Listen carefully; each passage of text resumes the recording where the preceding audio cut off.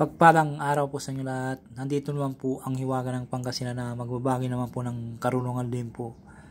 Sa may nag-request po sa akin ng panawag sa apat ng sulok ng mundo, ay isishare ko po sa inyo para may magamit po kayo. Ito po ay magagamit pangkalatan po ito.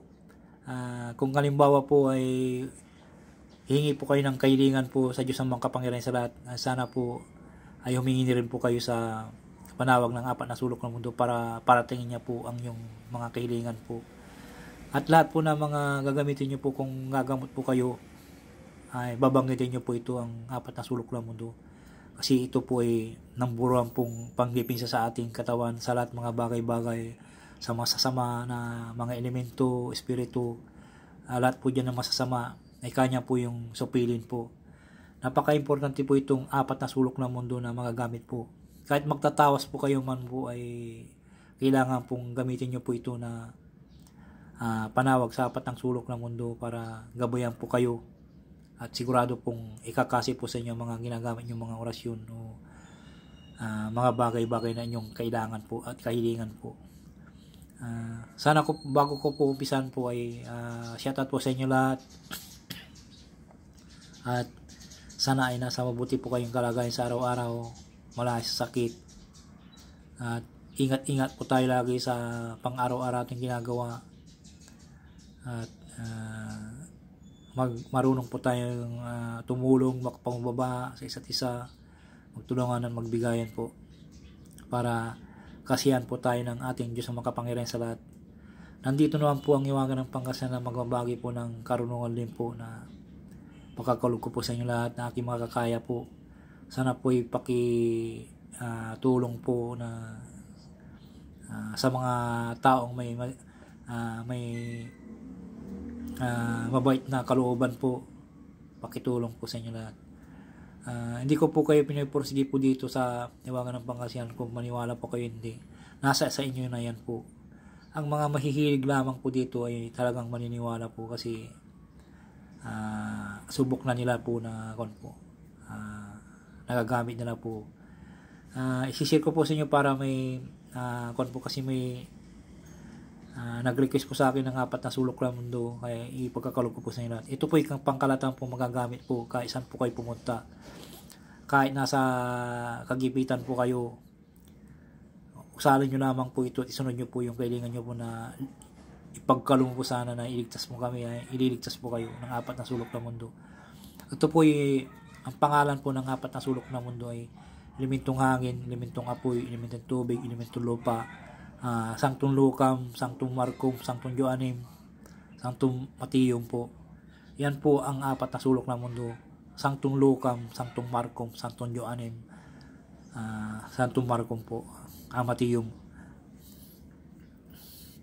Sila po ang namamahala po ng apat na sulok ng mundo na bantay po. Una po sa lahat po ang Diyos makapangyarihan sa lahat at mga anghel na kanyang nilikha at mga espiritu po at mga apat na sulok ng mundo, lahat po ng bagay na galing sa liwanag po ay makapangyarihan po sila na gabay at alalay ng Diyos ang makapangyarihan sa lahat.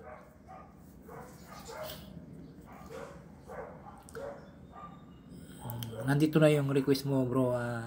Pasensya po na kayo sa mga nagre-request po sa akin na hindi ko po makon po.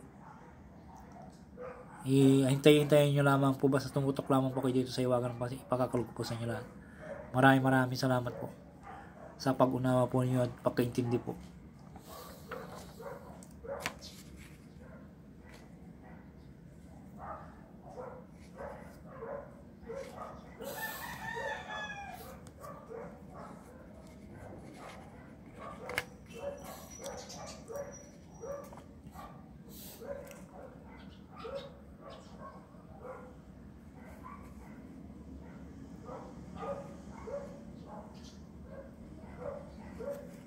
Yan po, paki-screenshot nyo lamang po para makako nyo po.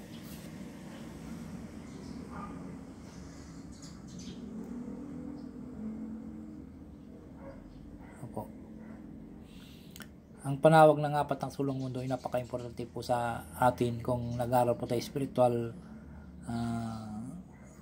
at karunungan din po. Napaka-importante po ito ng panawag sa dapat po ay maisaulo po ninyo ito para kahit saan po kayo pumunta ay nasa isipan nyo lamang po.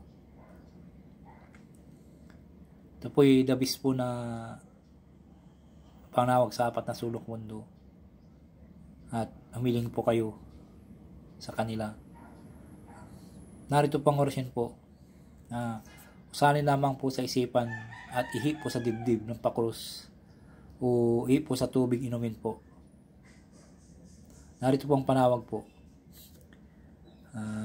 Satur, Aripo, Tinit, Opirarutas, Adunadam, Rihup, Ugnat, sa Ugnat, Taghaksak, Kristum, Deum, Indium, Mium, Abaam, Abilim, Abiis, Abisti. Ito po inusal po lamang po sa isipan lamang po at